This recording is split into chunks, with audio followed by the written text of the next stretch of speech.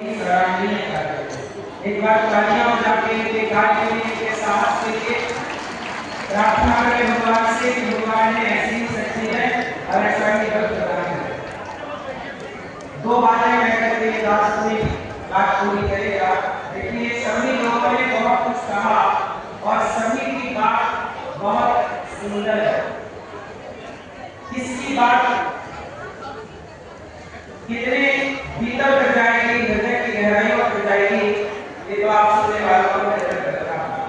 पर मुझे केवल दो बातें आपसे कहनी है। पहला तो पूछना ये है कि आप लोग कितने भाई थे? भैया मोबाइल जितने चला रहे हैं बताओ, आप कितने भाई हैं? 5 भाई। आप कितने भाई हैं? 3। आप कितने भाई? 1 भाई। आप कितने भाई? 1। आप 3 भाई। आप कितने भाई? 3 2 3 3 2।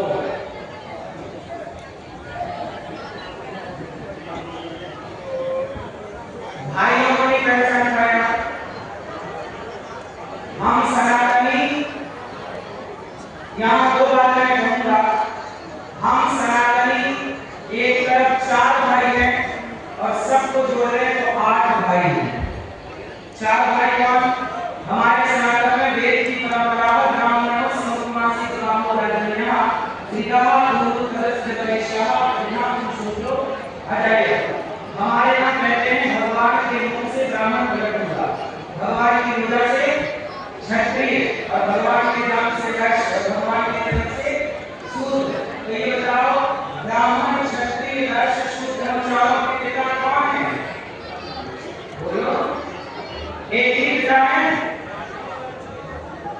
एक ही पिता है। जब हम एक पिता की संतान हैं तो हम कितने भाई हो गए? भाई हो गए 4। ब्राह्मण क्षत्रिय वैश्य शूद्र क्या आपस में लड़ने के लिए बने हैं? भूत डालो शासन करो का नारा अंग्रेज ने दिया था। यदि हम आपस में लड़ गए तो अंग्रेज शासन करने पे आ जाएंगे, उधर शासन करने पे आ जाएंगे। क्या हमें आपस में लड़ना चाहिए? लड़ना चाहिए। तो आप ये मत कहा करो कि 2 भाई हो 3 भाई हो, ये कहा करो हम सनातनी 4 भाई हैं। कितने भाई हो? 4। अब 4 और सुन लो। दुर्गा मैया के हाथ कितने हैं? दुर्गा जी के हाथ कितने हैं? 8। जिस दिन तुम चारों संगठित हो जाओगे ना तो जंगल के राजा शेर को भी अपना गुलाम बना लोगे। इसलिए दुर्गा जी का वाहन शेर है। हम संगठित होते तो हमारे देश में ये अंग्रेज ने मुगल घुस करके हमारी व्यवस्थाओं को ना बिगाड़ते। अभी सुधार हो सकता है, हम संगठित हो जाए।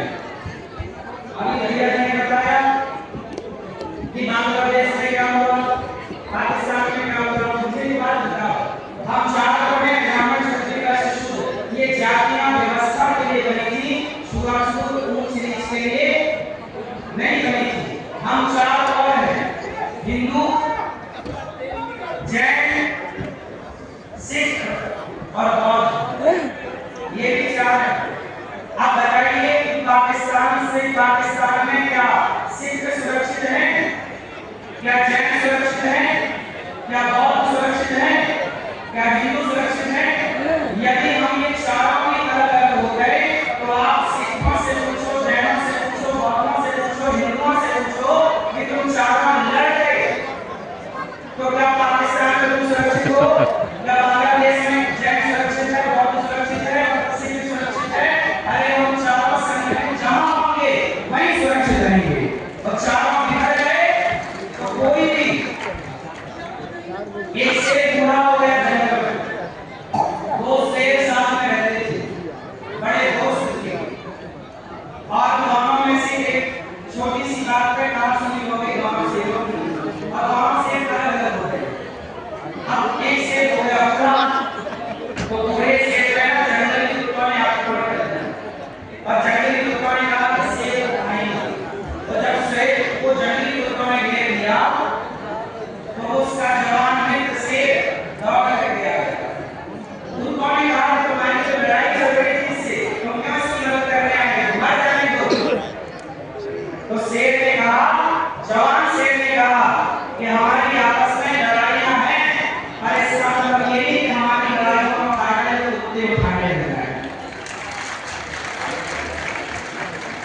ब्राह्मण क्षत्रिय वैश्य शूद्र को हिंदू जैन बौद्ध सिख और गौतम बुद्ध चारों को हिंदू जैन बौद्ध और सिख इन चारों को मिलकर के रहना चाहिए।